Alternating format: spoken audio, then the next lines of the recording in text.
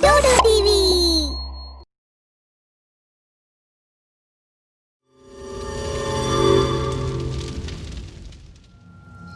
बहुत समय पहले की बात है। बुजुर्गों से सुना है कि कुछ साए आते थे रात में और बच्चों को उठाकर ले जाते थे। उनका सही रूप किसी ने नहीं देखा, लेकिन अब कई साल हुए, वे शांत हैं। कल तो मकर संक्रांति है, तिल के लड्डू खाऊंगा जमकर। हम दोस्त खूब मस्ती करेंगे। हाँ हाँ ठीक है, कल कर लेना मस्ती, अभी सो जा।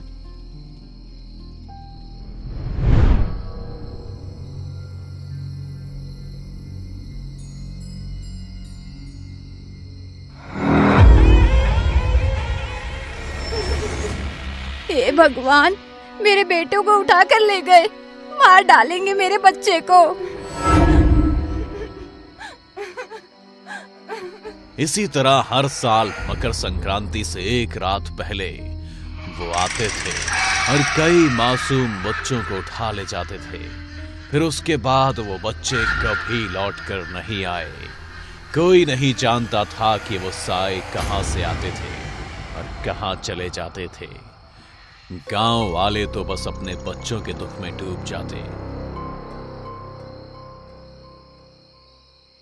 आज पौष महीने का आखिरी दिन था और हर घर में मातम था, क्योंकि इस गांव के कई बच्चे लापता हो चुके थे और सबको डर था कि आज रात भी वैसा ही कुछ होने वाला था।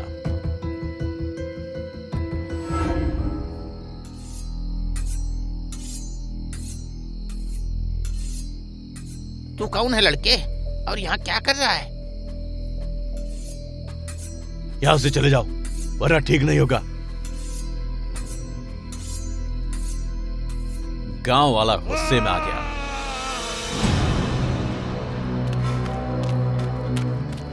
और सारे गांव को उसने चिल्ला चिल्ला कर इकट्ठा कर लिया।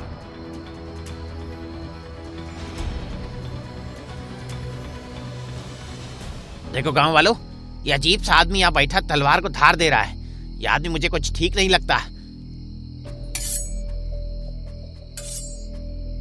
क्या पता हमारे बच्चों के गायब होने में इसी का हाथ हो।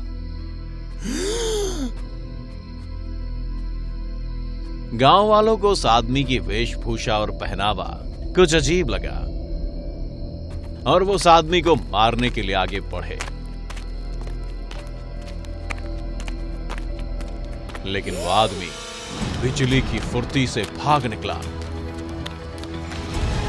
मुझे लगता है इस बार गांव पर बहुत बड़ा और पहले से ज्यादा भयानक खतरा मंडरा रहा है।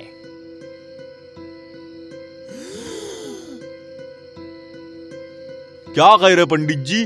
पहले ही क्या इस गांव में कम मुसीबत है? ज्यादातर बच्चों को तुम खो चुके पंडित जी। गांव में छोड़ नहीं सकते कि गांव की सीमाओं पर भी मौत खड़ी है पंडित जी।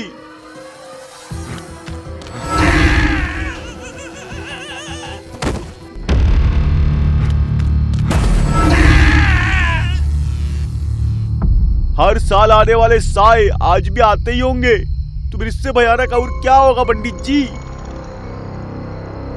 मेरी गणना बताती है कि इस बार खतरा कई गुना बड़ा होगा, पहले से ज्यादा शक्तिशाली भी।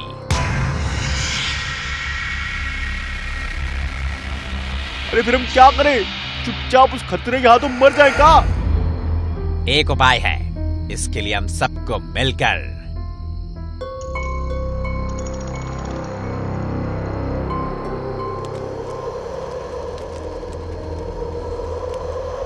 वो आ गए और इस बार वो और भी ज्यादा ताकतवर होकर आए हैं।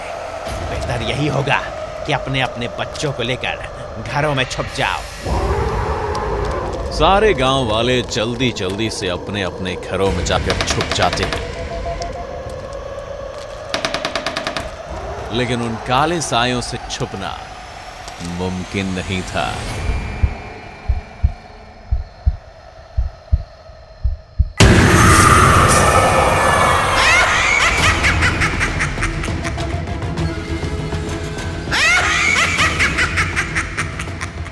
हमारा बच्चा उठा के ले गए उसको।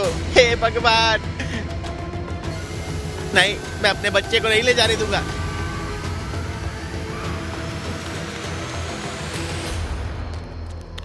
मेरे बच्चे को छोड़ दो, मैं कहता हूँ मेरे बच्चे को।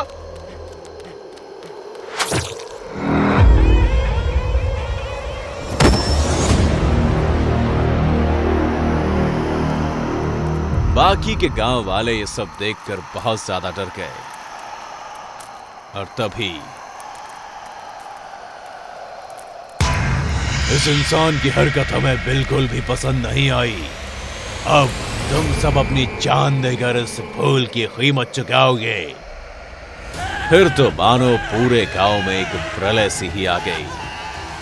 तुम लोगों का त्योहार अधूरा था इस जश्न के बिना। अब इस त्योहार के साथ तुम लोगों की मौत की तारीख भी हमेशा हमेशा के लिए जुड़ जाएगी। हम गांव वालों ने तुम्हारा क्या बिगाड़ा है? छोड़ दो हमें। अरे पंडित, तुम गांव वालों को मुझसे छुटकारा पाने का उपाय बता रहे थे। क्या हुआ अब तुम्हारे उपाय का?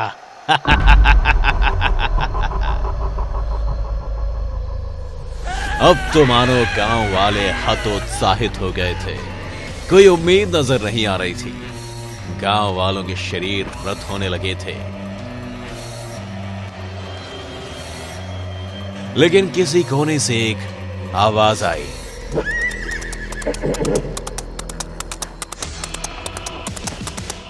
घबराओ नहीं गांव वालों, ये तुम्हारा कुछ नहीं बिगाड़ सकता।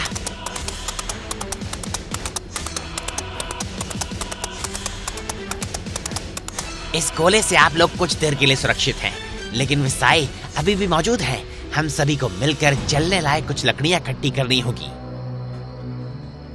गांव वाले लकड़ियां इकट्ठी करने लगे। पंडित जी, अब मुझे आपकी सहायता की जरूरत होगी।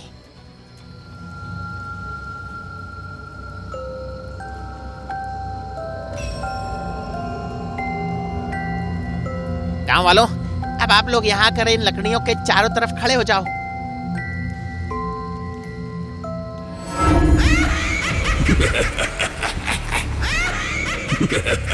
ओम त्र्यंबकम यजामहे सुगंधिम पुष्टिवर्धनम उर्वारुकमिव बंधनात् मृत्युर्मुक्षीमामृतात्। हमारे पास ज्यादा समय नहीं है। सभी लोग एक साथ भगवान का नाम लो और यहाँ रखे तिल को मुट्ठी में भरकर इस आग में आहुति दो। याद रहे, ये एक साथ करना है। हे प्रभु हमारी रक्षा करो। हे प्रभु हमारी रक्षा करो। हे प्रभु हमारी रक्षा करो। सारे तिल एक साथ आग में फेंक दिए। उससे बहुत तेज लपटें उठने लगी और काले साए चीख पुकार के साथ चलने लगे। ये मंजर सारी रात चलता रहा और सारे गांव वाले एक किनारे बैठे ये सब देखते रहे। बहुत खुश थे सभी, क्योंकि अब उनके बच्चे कभी भी उनसे जुदा नहीं होंगे। लेकिन पंडित जी की आंखें शायद किसी को ढूंढ रही थी, शायद दुल्ला को, जिसने गांव को बचाया था। लेकिन वो तो अपने काले घोड़े पर सवार होकर काली रात में कहीं गायब हो गया। लेकिन अब गांव वाले दुल्ला की याद में मकर संक्रांति से एक दिन पहले लोहड़ी मनाते हैं।